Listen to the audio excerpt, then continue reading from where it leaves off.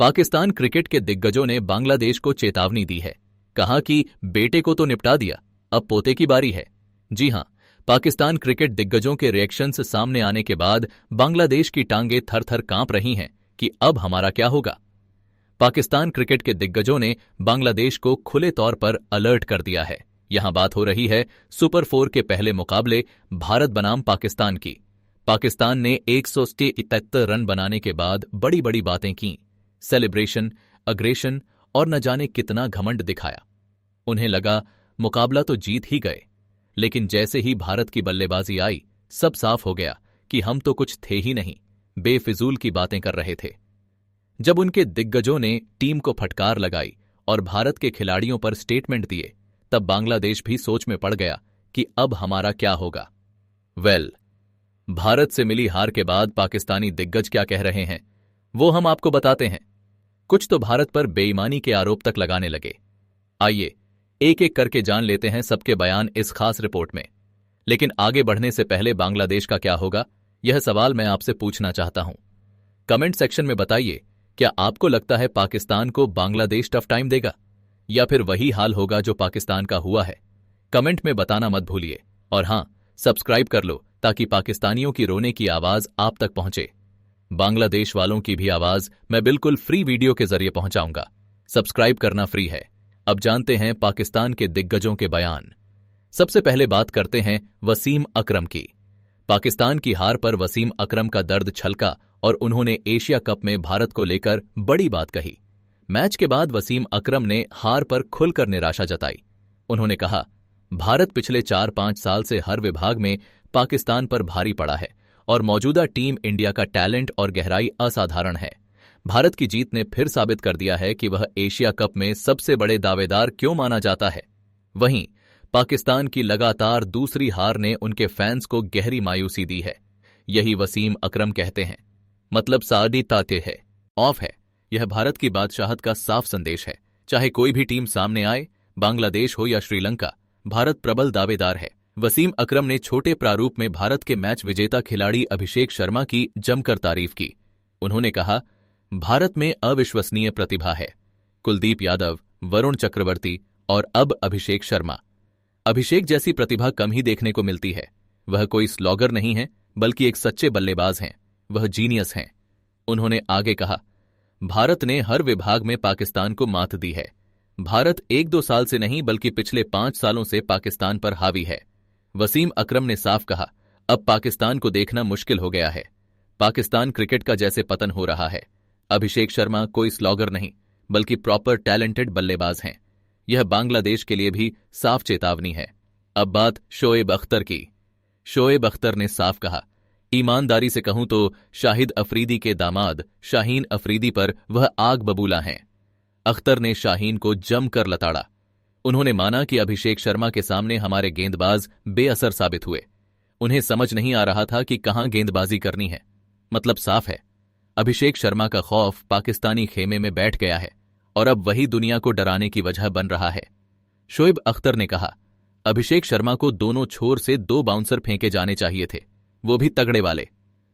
पहला ball length पर डालो, उसे थोड़ा आगे से बीट करो, तभी बल्लेबाज आउट होगा। पीछे से गेंदबाजी सिर्फ डराने के लिए रखी जाती है। जरूर करना चाहिए पीछे, लेकिन फिर भी जिस फॉर्म में वह खेल रहा है, जितनी उसकी आई कोऑर्डिनेशन शानदार चल रही है, उसने तो मारना ही था। आपने उसके खिलाफ खराब बाउंसर से शुरुआत कर दी। ईमानदारी से कहूं तो उसने अभिषेक को एक भी बाउंसर नहीं फेंका। बार बार यही लग रहा था कि उसके पास कोई रणनीति ही नहीं थी और इस तरह से तो काम नहीं चल सकता। आखिर ऐसा कब तक चलेगा? अख्तर ने यह भी कहा कि पाकिस्तानी खिलाड़ी पूरी तरह कंफ्यूजन में थे। पाकिस्तान कुछ भी करने की स्थिति में नहीं था। अख्तर ने बल्लेबाजों पर भी तीखा बयान दिया। उनके मुताबिक पाकिस्तानी बल्लेबाजी में क्वालिटी नाम की कोई चीज ही नहीं है। रावलपिंडी एक्सप्रेस के नाम से मशहूर शोएब अख्तर ने कहा, आपको यह समझना होगा कि बैटिंग में न तो क्वालिटी है और न ही स्किल। या तो आप बल्ला घुमाइए वरना रुक जाइए। उन्होंने कहा, पहले हमारे पास ऐसे खिलाड़ी थे जो दिमाग लगाकर खेलते थे, बाबर आजम और रिजवान जैसे, लेकिन हमने उन्हें बाहर कर दिया। अब हमारे पास केवल हिटर्स हैं। ईमानदारी से कहूं तो यह इंटरनेशनल क्रिकेट किस तरह खेल रहे हैं, यह सवाल कोच से भी पूछा जाना चाहिए, माइक हेसन से। शोएब अख्तर ने साफ कहा, कोच से सवाल होना चाहिए कि उनका दिमाग आखिर कहां है। यह बेवजह की कोचिंग और टीम का अजीबोगरीब चयन मेरी समझ से बाहर है। अख्तर ने आगे कहा, कभी कभी तो मुझे लगता है जैसे मैं ही धोखेबाज हूं जिसने 15 साल क्रिकेट खेलने के बाद भी कुछ नहीं सीखा। यह सब बातें शोएब अख्तर की तरफ से आई हैं। साफ है कि शोएब अख्तर अपनी टीम को कड़ी फटकार लगा रहे हैं, लेकिन साथ ही अभिषेक शर्मा को लेकर बाकी टीमों को भी चेतावनी दे रहे हैं। पूर्व पाकिस्तानी खिलाड़ी तक अब अपनी टीम पर भरोसा खो चुके हैं।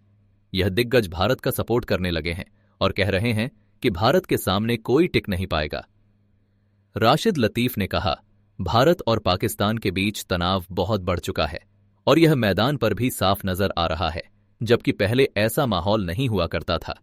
टाइम्स ऑफ इंडिया को दिए इंटरव्यू में राशिद लतीफ ने दोहराया कि भारत पाकिस्तान के बीच अब तनाव इतना बढ़ चुका है कि यह खेल पर भी असर डाल रहा है। बता दें कि सुपर 4 मुकाबले से पहले भी भारत और पाकिस्तान के बीच तनाव दिखा था।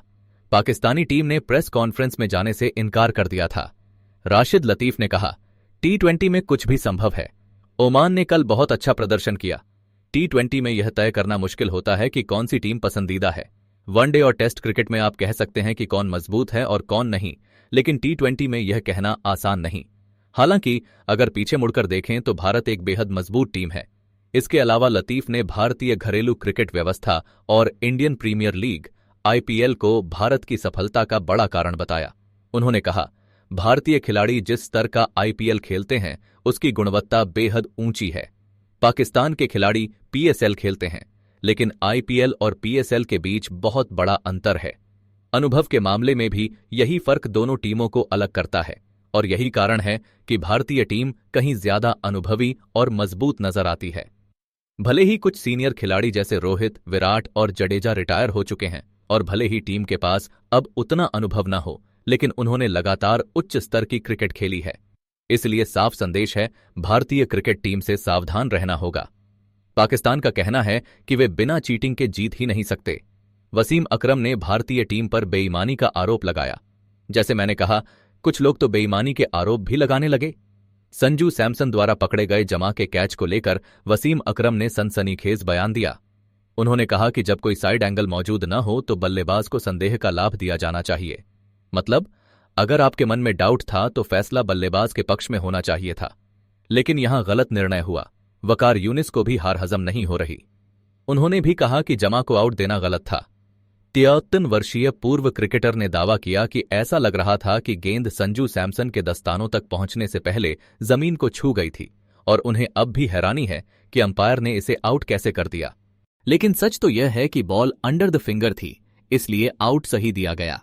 पाकिस्तानियों का वही पुराना रोना धोना, भारत से हार बर्दाश्त नहीं तो चीटिंग का आरोप लगा दो। इसी बीच सलमान अली आगा ने प्रेस कॉन्फ्रेंस में चेतावनी दी। मैच के बाद उन्होंने जमा के विकेट पर संदेह जताया और कहा कि ऐसा लग रहा था गेंद विकेटकीपर संजू सैमसन के हाथ में जाने से पहले जमीन पर लगी थी। सलमान का मानना था कि अंपायर से गलती हुई होगी। उन्होंने यह भी कहा कि अगर जमा पावर प्ले तक टिके रहते तो उनकी टीम 199 रन तक जा सकती थी।